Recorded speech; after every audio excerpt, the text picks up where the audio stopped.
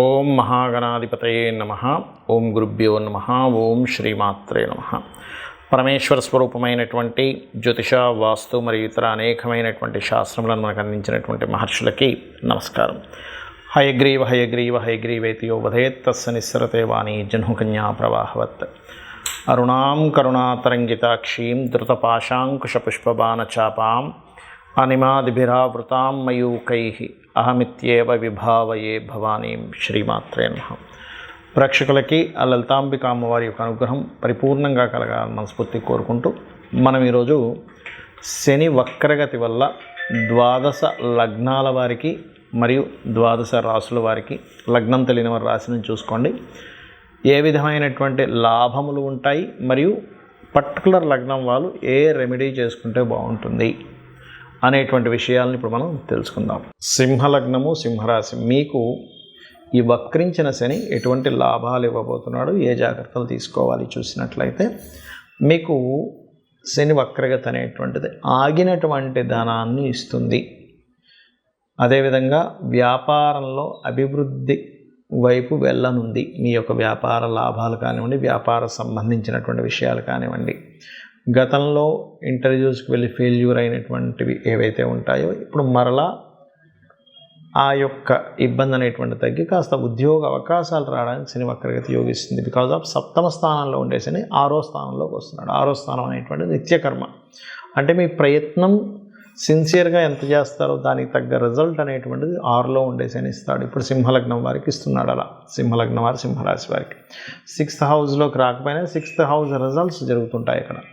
కాకపోతే ఈ సప్తమ స్థానంలో ఉండే శని వక్రించడం వల్ల పార్ట్నర్స్ తప్పుకోవడము, పార్ట్నర్స్ మారడము, లేదా మీ యొక్క జీవిత భాగస్వామి ఏదైనా వేరే ప్రదేశానికి వెళ్ళడము, విదేశాలకు కానివ్వండి, వేరే రాష్ట్రాలకు కానివ్వండి, ఉద్యోగరీత్యా వెళ్ళడం అనేటువంటిది చాలా స్పష్టంగా చూపిస్తుంది.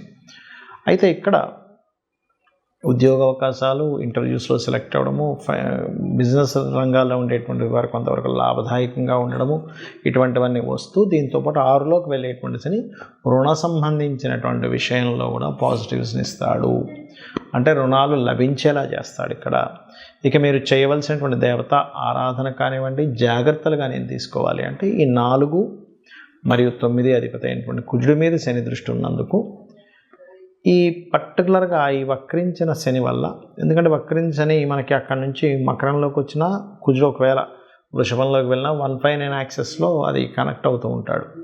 కాబట్టి అది చూసుకున్నట్లయితే కొంత మీరు ఇక్కడ ప్రాపర్టీస్ కానీ, మైనింగ్ చేసేటువంటి వారు కానీ, అదేవిధంగా ఎనీథింగ్ గృహోపకరణాలు అమ్మేటువంటి వారు కానివ్వండి, అంటే రియల్ ఎస్టేట్ రంగాలు, మన రైతులు పర్టికులర్గా కొంచెం వాళ్ళు ఏదైనా నిర్ణయం తీసుకున్నప్పుడు, వాళ్ళు ఏదైనా పని చేసేటప్పుడు కొద్దిగా చూసి నిర్ణయాలు తీసుకోవాలి. మరియు ప్రేమ వ్యవహారాల మూలంగా కొంతవరకు నిందలు అనుభవించాల్సిన స్థితి వస్తుంది ఈ శని వక్రగతి వల్ల. ఎందుకంటే ఇప్పుడు చూడండి, సప్తమంలో ఉన్న శని వక్రించాడు అంటే ఏంటి, ప్రేమ తర్వాత వివాహం చేసుకుందామని అనుకునేసరికి వాళ్ళు వద్దనడము, లేకపోతే మీకు వద్దనిపించడము, దీనివల్ల కొంత కాన్ఫ్లిక్షన్స్ వస్తుంటాయి. ఇక మీరు చేయవలసిన దేవత ఆరాధన దత్తాత్రేయుడి యొక్క ఆరాధన చేయండి. గోవుకి క్యారెట్స్, బెల్లము, ఉలవలు కూడా తినిపించవచ్చు, లేదా గ్రాసం కూడా తినిపించవచ్చు. కాకపోతే ఎనీ మనీ, ఎంత ధనం వస్తున్నా, మీకు రూపాయి వచ్చినా, 10 లక్షలు వచ్చినా, 1 కోటి రూపాయలు వచ్చినా, ఇచ్చినా తీసుకునేటప్పుడు మీరు గణపతిని తలుచుకొని చేయండి, అన్ని విధాలా బాగుంటుంది. కొంతమందికి లగ్నం కానీ, రాశి కానీ, నక్షత్రం కానీ తెలియదు. అటువంటి వారు ఏ పరిహారం చేసుకోవాలి, ముఖ్యంగా అటువంటి వారు ఏ జాగ్రత్తలు పర్టికులర్గా తీసుకోవాలి శని వక్రగతిలో ఉన్నప్పుడు అంటే దేని మీద జనరల్గా అందరికీ ఎఫెక్ట్ చూపిస్తుంటుంది అంటే ఇన్వెస్ట్మెంట్స్. మనం ఎక్కడైనా ఒక ఇన్వెస్ట్మెంట్ చేస్తున్నప్పుడు, అది ల్యాండ్ కానివ్వండి, చదువు మీద కానివ్వండి, బిజినెస్ మీద కానివ్వండి, ఇన్వెస్ట్మెంట్ చేసేటప్పుడు కాస్త చూసి ఇన్వెస్ట్మెంట్స్ చేయాలి అనేటువంటి చూపిస్తుంది. అదేవిధంగా శని వక్రించినప్పుడు ఏంటంటే పర్టికులర్గా దాని యొక్క ప్రభావం అనేటువంటిది పితృస్థానము, మాతృస్థానాలు అంటారు. అంటే రవి, చంద్ర రాసుల మీద దాని ప్రభావం ఉంటుంది. కాబట్టి ఎవరైనా సంతానం సంబంధించినటువంటి ప్రయత్నాలు, అందులో ప్రత్యేకంగా IUIలు, IVFలు చేయించుకునేటువంటి వారు కొంత జాగ్రత్త వహిస్తూ ఉండాలి. అలాగే ఈ శని యొక్క వక్రగతి పర్టికులర్గా ఏలినాటి శని, అర్ధాష్టమ శని, అష్టమ శని ఉన్నటువంటి వారికి దాని ప్రభావం కొంత తగ్గుతుంది. అది ఏ రాశుల వారికి అంటే, ఇప్పుడు చూడండి, మనకి ఈ మకర రాశి ఉందనుకోండి, మకర రాశి వారికి ఏలినాటి శని లేదు, వెళ్ళిపోయింది. కానీ వక్రగతి వెనక్కి రావడం వల్ల మకర రాశి వారికి కొంత ఏలినాటి శని ప్రభావం ధనస్థానం మీద పడుతూ ఉంటుంది. మన కుంభరాశి వారికి జన్మంలో ఉన్నటువంటి శని వెనక్కి వెళ్ళినట్టు అవుతూ ఉంటుంది. అంటే ఏమిటి, కొంచెం స్ట్రెస్ తగ్గుతూ ఉంటుంది. మీనం వారికి ఏలినాటి శని ప్రారంభమై 1.5 year అయినప్పటికీ ఇప్పుడు మరలా ఏలినాటి శని లేని ప్రభావం కనిపిస్తూ ఉంటుంది. అలాగే కర్కాటకం వారికి అష్టమ శని ప్రభావం తగ్గడము, వృశ్చికం వారికి అర్ధాష్టమ శని ప్రభావం తగ్గుతూ ఉంటుంది. అయితే ఇక్కడ మీరు అర్థం చేసుకోవాల్సిన విషయం ఏంటంటే, శని భగవానుడి యొక్క మహాదశ నడుస్తున్నా, ఏలినాటి శని, అర్ధాష్టమ శని, అష్టమ శని నడుస్తున్నా ఏమీ కంగారు పడాల్సిన అవసరం లేదు. ఆయన ఏమీ మిమ్మల్ని హింసించడు. ఒకటే గుర్తుపెట్టుకోండి, ఆయన కర్మనిస్తుంటాడు. కర్మ అనేటువంటిది మనం చేసేటప్పుడు శ్రమ అనేటువంటిది ఖచ్చితంగా ఉంటుంది. ఎందుకంటే శని భగవానుడు శ్రమకారకుడు, కర్మకారకుడు, ఆలస్యానికి కారకుడు, మందుడు అంటూ ఉంటారు జ్యోతిష్ శాస్త్రంలో. అందుకని ఏమిటి, కాస్త శ్రమ ఆలస్యం అవుతుంది, ఇంతే గుర్తుపెట్టుకోండి. మనం చూడండి, ఏదైనా ఒకటి ఇన్ఫర్మేషన్ ముందే మనకి ఇది ఇప్పట్లో రాదు, కొన్ని రోజులు టైం పడుతుంది అని ముందుగా మనం ఫిక్స్ అయ్యామనుకోండి ఏదైనా ఒక విషయంలో, మనం అప్పుడు ఇబ్బంది పడం. అలా కాకుండా ఈరోజే వచ్చేస్తుందండి మనకు ఆ రిజల్ట్, లేకపోతే ఈరోజే మనం దాన్ని మనీ ఇస్తాను, వ్యక్తి ఇచ్చేస్తాను అన్నాడు అన్నప్పుడు మాత్రమే అది రేపటికి పోస్ట్పోన్ అయితే మనం స్ట్రెస్ ఫీల్ అవుతాం. అలా కాకుండా ఓ వారం 10 రోజుల్లో వస్తుందని మనం ఫిక్స్ అయితే, ఒక రేపు వచ్చింది అనుకోండి ఆ రిజల్ట్, మనకు రావాల్సిన లాభము, అప్పుడు అదే తొందరగానే వచ్చింది అనుకుంటాం. అలా ఏంటంటే ఈ రాసుల వారు పర్టికులర్గా ఈ 4.5 నెలలు అంటే ఎవరెవరు, ఇప్పుడు ఈ మిథున రాశి వారికి అష్టమ శని యొక్క ప్రభావం పడుతూ ఉంటుంది ఈ వక్రించడం వల్ల. అలాగే లగ్నమ తులారాశి వారికి అర్ధాష్టమ శని ప్రభావం పడుతూ ఉంటుంది, ఏది పంచమంలో శని ఉన్నప్పటికీ వక్రించడం వల్ల. మరియు ఈ యొక్క ధనస్సు వారికి ఏలినాటి శని ఎండింగ్లో ఉండే ప్రభావం పడుతూ ఉంటుంది వక్రించడం వల్ల.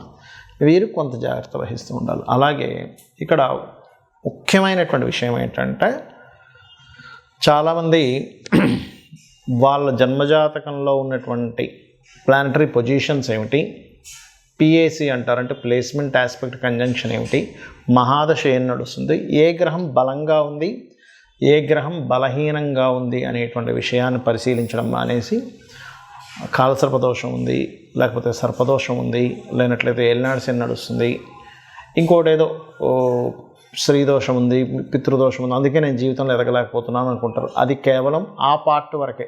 స్త్రీదోషం ఉందంటే కేవలం ఒక స్త్రీతో జరిగిన వివాదం వల్ల మీరు ఇబ్బంది పడతారు. పితృదోషం ఉందంటే పితృదేవతల అనుగ్రహం తప్పుగా వస్తూ ఉంటుంది.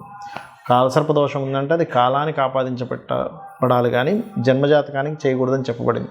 సర్పదోషం ఉందంటే కొంచెం మనిషికి కోప స్వభావం ఎక్కువగా ఉంటుంది, సడన్గా అప్ అండ్ డౌన్స్ వస్తుంటాయి, అంతవరకే. కానీ మిగతా మన జాతకం మొత్తం అదొకటే రూల్ చేస్తుంది అనుకోకూడదు. ఒకవేళ ఆ దోషం ఉన్నప్పటికీ కూడా చాలా సింపుల్గా సర్పదోషం ఉన్నటువంటి వారు రాహుకేతు గ్రహాల దగ్గర దీపారాధన, రావి చెట్టు చుట్టూ ప్రదక్షిణాలు చేసుకోవడము, సర్ప ఆరాధన చేయడము, కాళహస్తికి వెళ్ళి రావడం చేస్తూ ఉంటే అది పూర్తిగా తగ్గిపోతుంది. దాని గురించి టెన్షన్ పడక్కర్లేదు.